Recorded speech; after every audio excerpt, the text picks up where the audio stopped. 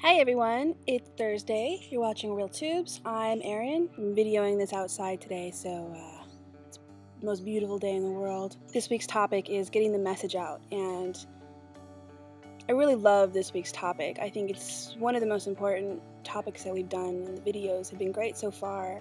I really want to focus this video on education. I really believe very strongly in the power of education, and not necessarily in K through 12 public education or anything like that. The power of education for change. Change is internal. Change happens within people. And in my own personal experience, I really became involved in the kind of activist part of size acceptance when I really became educated about the issues.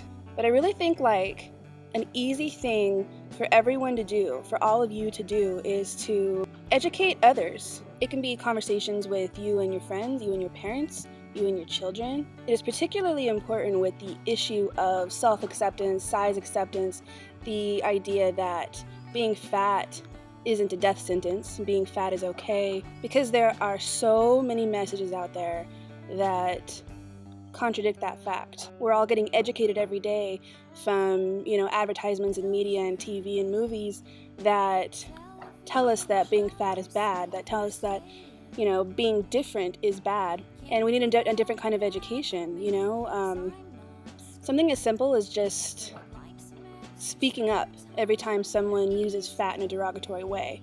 I want you to try to start noticing in your everyday life how often people remark on fat as bad. Like, ooh, I look so fat today, or ooh, I don't want to get fat, or ooh, you lost weight, that's great, you look great, all with the assumptions that being fat is a bad thing. When I first came upon size acceptance, I would catch people, particularly people in my family, in mid-joke about fat jokes, or, are you calling me fat, or I don't want to get fat, and I would always say, there's nothing wrong with being fat. What's wrong with being fat? And it kind of was a joke, but it got it into their heads. If you stop and you question the messages that you receive every day about fat being bad, that will slowly enter people's consciousness. It's just a small form of education, educating people that it's okay to be different.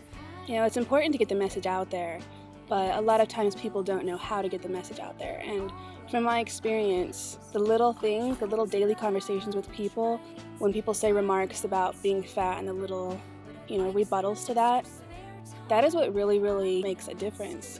I was just talking to my sister just a couple of days ago, and she was telling me that over the past year, since I've been kind of remarking around my family about fat comments, that she has started catching people just use the word fat or the idea of being fat is bad in everyday conversation and kind of stopping them. I also find it very helpful to educate yourself.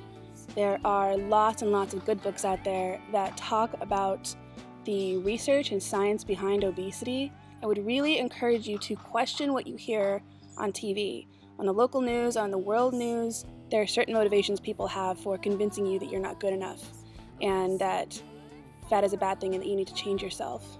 Research the truth, educate yourself on what's really going on.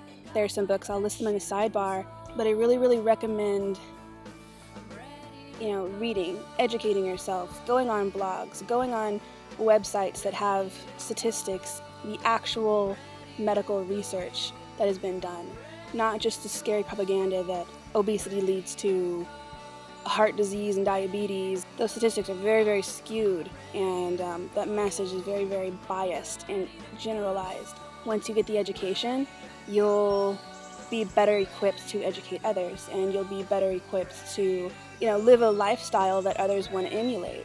If you're fat and you're healthy and others see you, you're challenging that stereotype.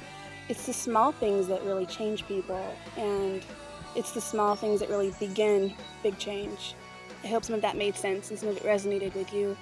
Have a lovely rest of the day and a wonderful rest of the weekend, and I will see everyone next Thursday. Bye.